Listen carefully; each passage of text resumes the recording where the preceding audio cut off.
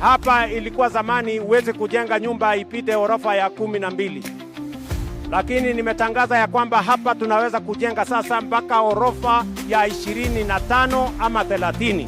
Ndio wananchi wengi tuweze kupata mahali ya kuaccommodate so that we can live in a harmonious neighborhood na sisi wote tuendelee. On Sunday when I was with you and I mentioned that Nairobi, we can only go up, I saw a bit of hue and cry because people are concerned about the public infrastructure. I want to confirm and to clarify, leave alone 25 floors. Our development control guidelines, Your Excellency, and our zoning framework that we've taken to Assembly allows up to 75 floors. Nairobi, once a city of leafy suburbs, of open skies and morning light spilling into living rooms, is changing rapidly. Towers rise, glass envelopes, shadow engulfs. 26 professional and residents associations in Nairobi County have expressed objection to a proposal by Nairobi Governor Johnson Sakaja to allow the construction of high-rise buildings in different parts of the city. The associations have threatened to seek legal redress if the county fails to suspend the plan to allow for the construction of high-rise buildings. But now, in 2025, some residents are refusing to be buried in concrete. They have chosen the courtroom over the crane. In the last few years, parts of Nairobi, especially influential suburbs like Kileleshwa, Raptor Road, and other leafy areas, have witnessed a construction boom. High rises, apartment blocks, multi-story complexes sprouting seemingly overnight. Gone is Nairobi of 4-floor homes, nestled amid trees.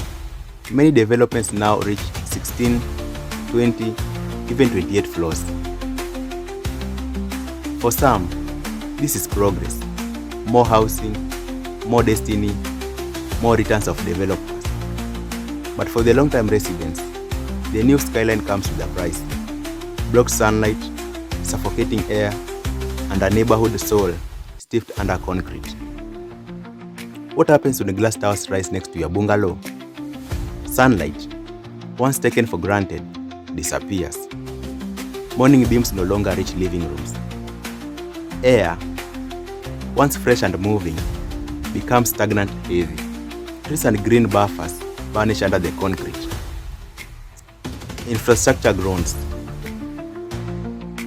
Roads congested, parking impossible, drainage overwhelmed, sewage stressed, water and power systems stretched thin. Residents complain of noise, pollution, loss of privacy, and a degraded environment. And it's not just comfort that they lose. For many, it becomes a question of constitutional rights, a right to clean, healthy environment.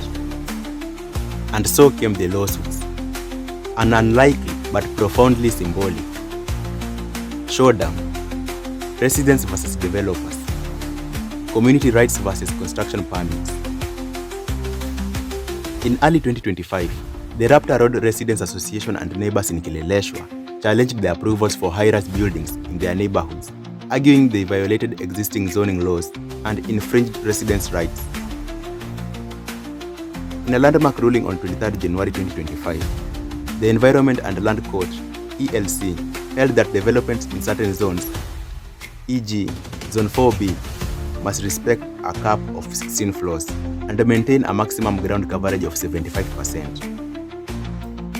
The court cited violations of constitutional rights, particularly under Article guaranteeing a clean and healthy environment and property rights. This ruling struck at the foundation of unchecked vertical growth, warning that the sky is not everyone's to claim. But the fight didn't end there. Developers and the county pushed back, and they appealed. As the dust settled on the ELC ruling, the battle moved up. The appeal courts will decide whether Nairobi's verticalization will continue, and under what rules. In September 2025, the Court of Appeal of Kenya delivered its judgment on the case brought by residents. The court clarified a thorny issue. The older 204 zoning guidelines, which limited building in some suburbs to 4 floors, were no longer binding. Instead, the newer 2021 Nairobi City County Development Control Policy though not formally gazetted, could be used as a guiding framework, giving room for more flaws depending on zone classification. In the specific case of Raptor Road, the court determined the area fell under Zone 3C, not Zone 4, which meant a potential 20-floor ceiling, subject to infrastructure and environmental constraints. So, the struggle for light and air wasn't lost, but neither was it victorious without conditions. The ruling opened a door, but left much discretion, regulation, and political will. So where does Nairobi stand now? What are the winners and the losers in this battle for vertical growth? For residents, the court victory, even partial, is a symbolic reclaim of rights to sunlight, air, environment, and dignity. It says, you don't just own a property, you own a quality of life. But uncertainty lingers. Zoning policies remain unclear. Many developers will still apply for taller buildings under the updated framework. Light and air are far from guaranteed. For developers or investors, this ruling injects a dose of risk. Approvals can now be challenged. Past permits may be frozen. Those banking on speculative high-rise returns now facing legal and reputational risk. On the other hand, the Court of Appeal's recognition of the 2021 policy gives continued hope for vertical densification, especially where demand for housing and land in Nairobi remains high. For the city, Nairobi stands at crossroads: unplanned densification versus orderly growth, concrete jungle versus sustainable skyline. The case sets a precedent that urban growth must respect environmental and human rights. But it also reveals regulatory gaps, unclear zoning, ambiguous policies, weak enforcements. The sun still rises over Nairobi, but whether its light reaches every home again, that depends on more than bricks and mortar. It depends on law, on citizens who care, on planners who see beyond profit, and on a city that remembers, not all growth is good growth.